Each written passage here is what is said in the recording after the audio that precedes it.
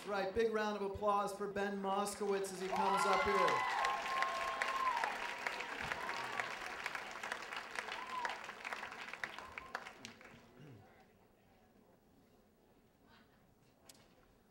So there I was, lying on the sidewalk next to a pile of my own vomit.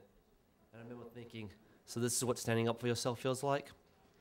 See, I'm a conflictophobic, or, I feel conflict, confrontations, any sort of high drama. Like situations when, people get scared during movies and they cover their eyes. I'm like that when there's intense drama. Like, oh, no, Dustin Hoffman's not going to stop that wedding and confess his undying love. Can't watch.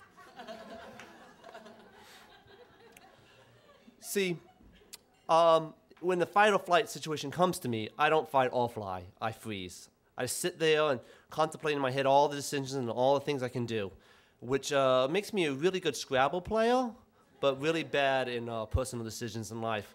I've lost job opportunities and competitions and people I've cared about because I just freeze and don't react in enough time, and until it's too late, and then I'm just alone feeling guilty. When you freeze in conflict, there's only really two aspects. There's either guilt for not fighting or regret for not running away. And I just had a regretful situation just happen as I was on a second date with this girl one time. And she had taken the opportunity to tell me that she was going to go back to her ex-boyfriend. And I was like, well, there's two things I can do in this situation. Either A, I can tell her off for asking me out, which is, nice, or I can do the normal thing and just get up and walk out. But no, I was petrified, and I just sat there and just listened to her tell me the story about why she thought she should go back to her ex-boyfriend and how I was a nice guy. And I just sat there going, yeah, okay. But in my head, I was thinking, no, you could have done this in an email. Oh, you could have done this in a text message. Oh, there's this thing called a one and fade where you just don't talk to me. But no, I sat there waiting for my nachos, and they weren't very good. So I went home. Needless to say, I went home, and feeling alone and regretful and a little drunk and inside my own head.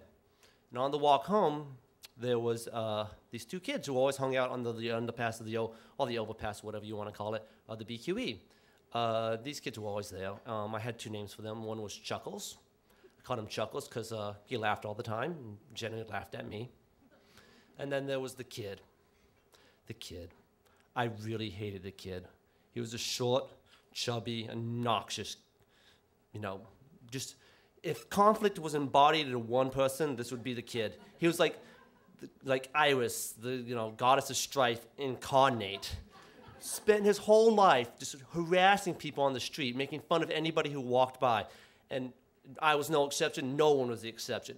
He'd walk behind them doing his funny little walks, and he would do his little things. And I just really hated him. He was a dick. I'm sorry. I really hated that kid. So generally, I would just avoid them with my fear of conflict and just walk on the other side of the street. But tonight I was a little drunk and inside my head, and I completely didn't see them until it was too late. So the kid started his normal routine. He comes up to me and said, hey, you got $1? I need $1. You want $1? Hey, I need $1. I'm like, no, keep your head down, keep walking. Keep your head down, keep walking. He's like, hey, I said I want $1. I'm like, no, keep walking. So then Chuckles steps right in front of me. So I try to shuffle around him.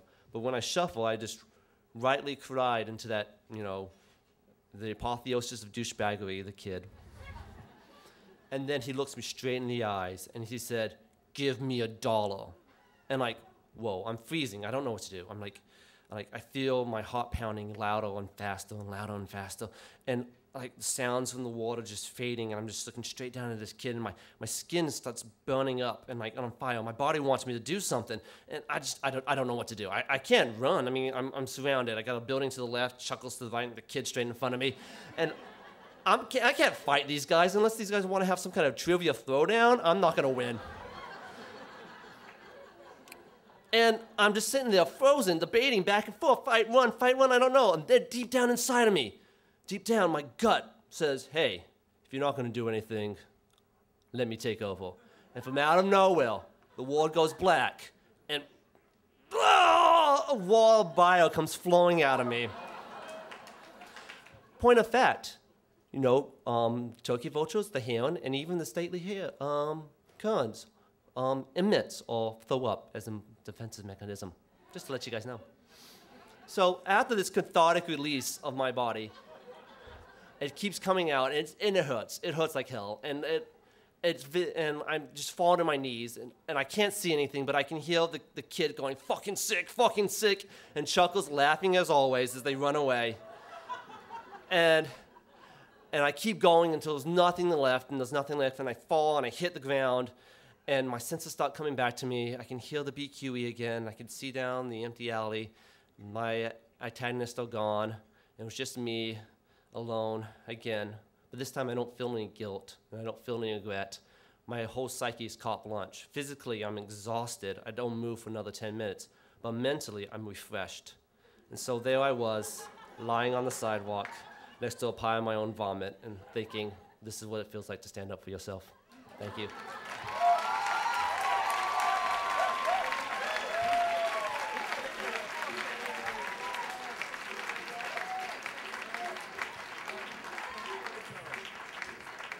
Oh my God.